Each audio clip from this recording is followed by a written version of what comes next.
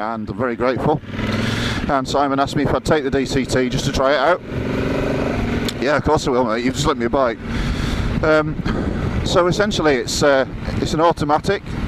You can override it with a manual blip up or down, and you can actually have it in manual mode. At first I was a little bit reticent, because I love my manual bikes, I love the full control.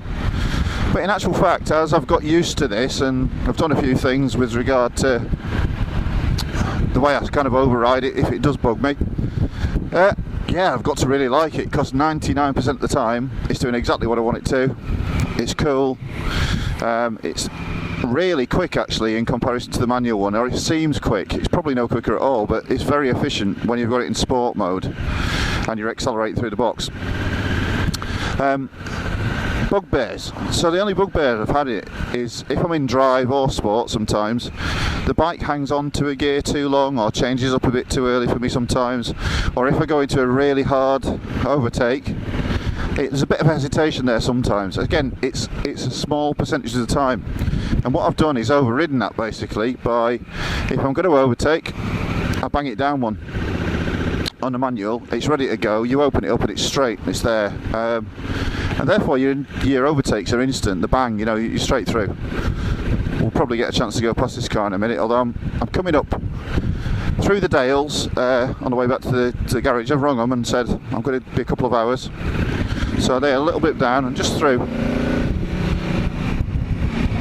and then you can change back up. It's absolutely fine.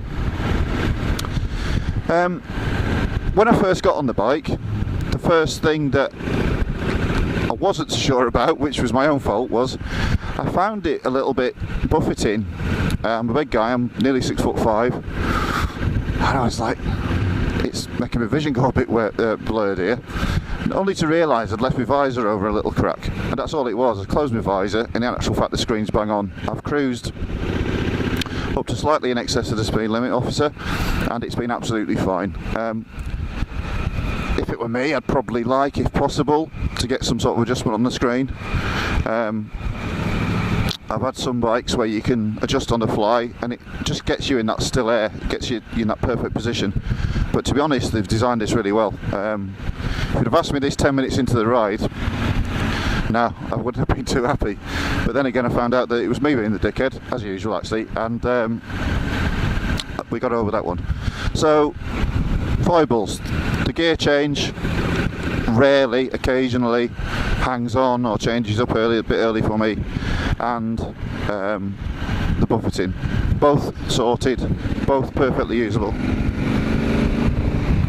and otherwise I am very impressed with the bike. I've had probably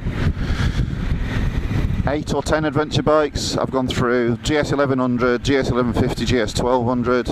I've ridden the KTM 1150 for extended period, V-Stroms, Benelli TREKs, stuff like that. TDM 900 even is the same sort of thing. Last one was BMW S1000 XR. Loved it. Very, very quick. Very, very capable. But that thing ate tyres.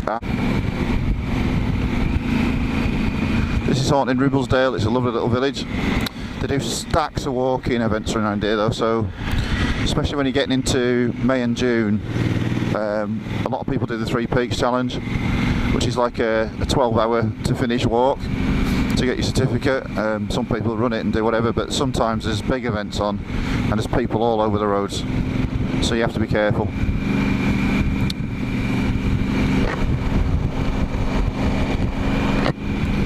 So I got home last night fairly late afternoon. I'm knackered, I've got to say. Did a few miles, and it's not the case of the bike tiring it's out. It's the fact we're having late nights and early starts. You're setting up the event, yeah, making sure people are briefed and looked after. You do the event all day, then you get back, and Scott and Jackie, the two guys who basically run the camp and chairperson of the event and look after all the campers, start all the cooking and loads of stuff, and then we do some runs to the supermarket for bits and bobs and stuff.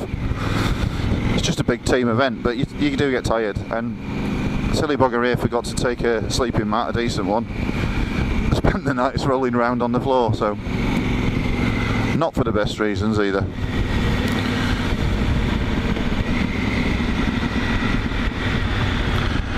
very careful on that bend every time because it gets really dusty and it's lumpy anyway. The quarry stuff comes out. It's whatever they do quarry out of there. I think it's limestone. It's slippery as hell. And here we're coming to the best bit of the Dales part 1. We're not going to do part 2 today.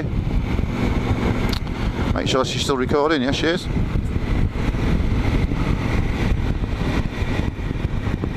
So we're in sport mode now on user profile. This is the kind of road where this bike, I'm about to learn what it handles like on somewhere I really know well.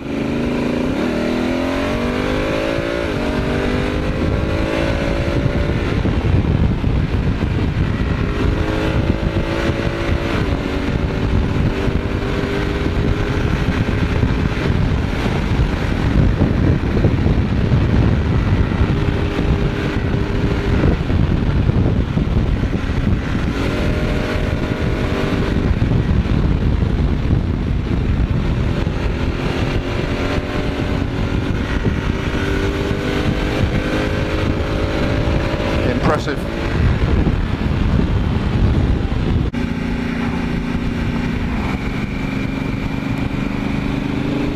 I'm going to go now. Flip it down.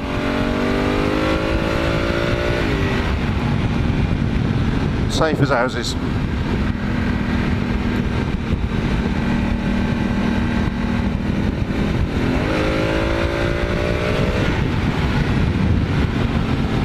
Yeah, I'm liking this.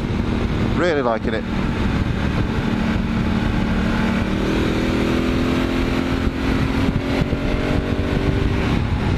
It's very effective, isn't it? It's like, you know, I'm not riding it hard at all. I'm carrying speed, but I'm not riding it hard at all.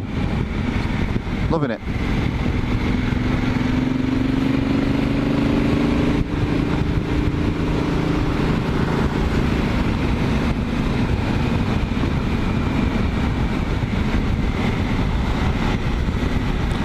Just easing it down now to the speed limit.